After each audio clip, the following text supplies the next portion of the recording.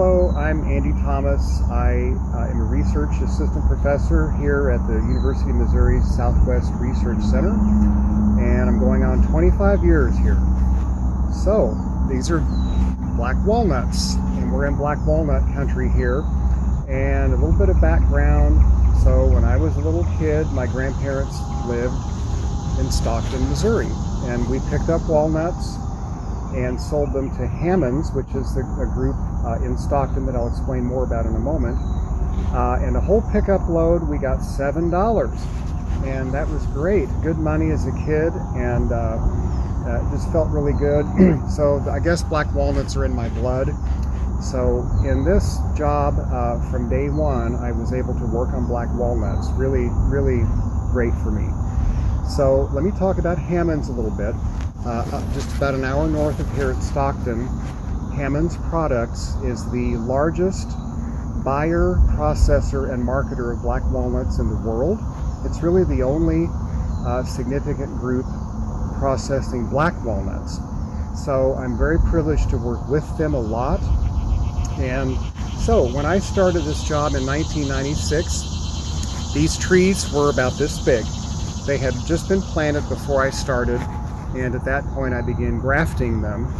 And there's several experiments underway here, but grafting is another thing to try to explain, but basically we're clonally propagating walnuts.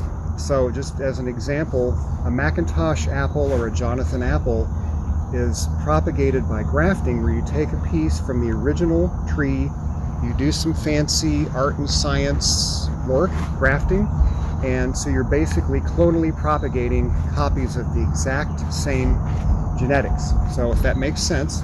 So for example, here is a sparrow walnut, and this is a whole grove of sparrow walnuts, which are identical walnuts, just multiple trees of the same variety.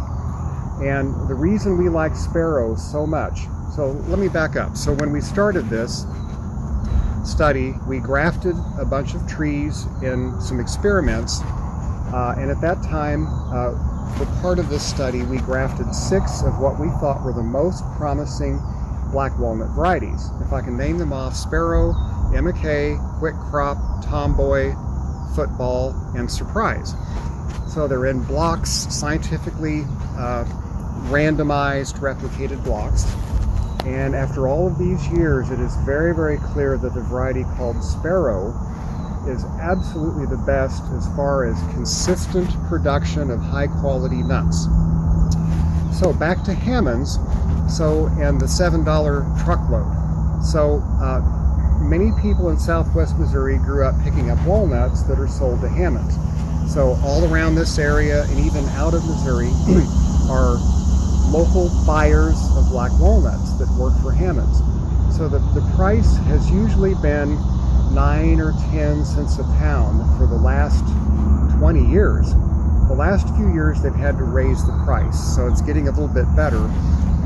But when you think about the 9 or 10 cents a pound, and then what Hammonds, when they buy the nuts and they process them, their yield is anywhere from 5 to 7%.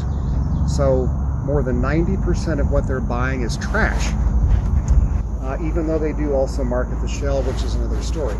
So from these improved walnuts, this is a grafted walnut orchard, and using Sparrow again as an example, it usually will bring anywhere from 65 to 80 cents a pound for the nuts off these trees. And the reason Hammonds will pay that is because the kernel quality is much better, and as opposed to the 5 to 7% yield they get, for example, they can get 28, even up to 30% yield of high quality kernel, and they really like that. So that's what this is kind of all about.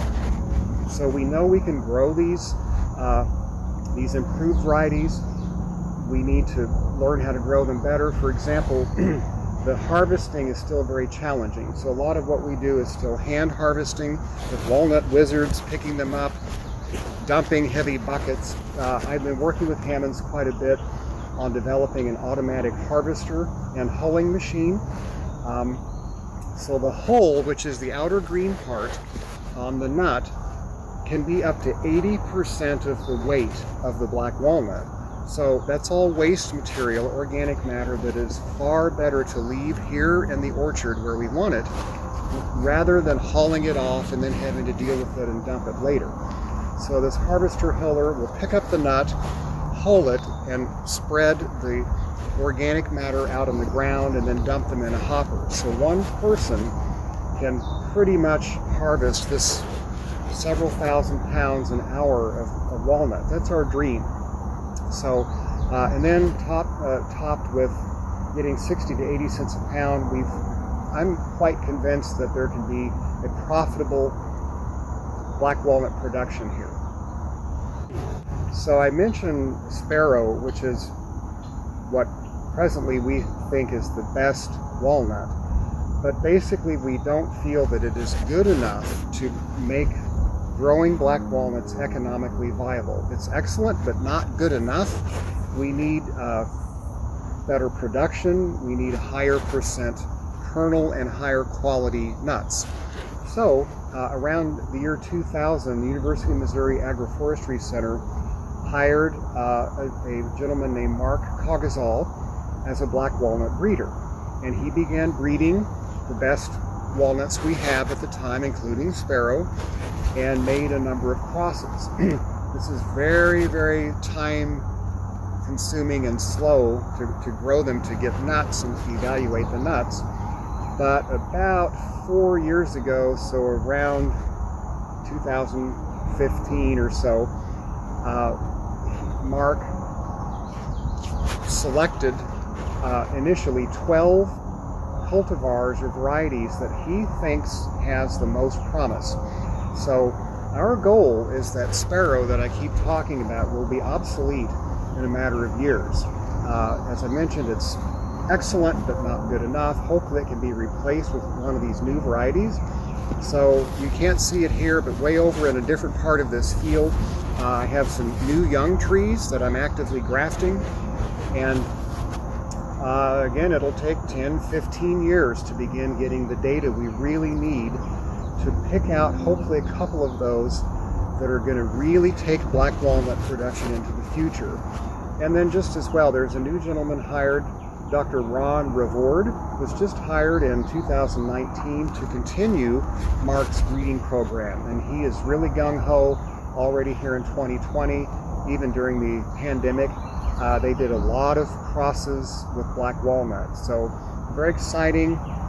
These trees are now 25, 28 years old. They've been just incredibly valuable to us learning about this, but we hope, again, to have a new generation of these in a few years.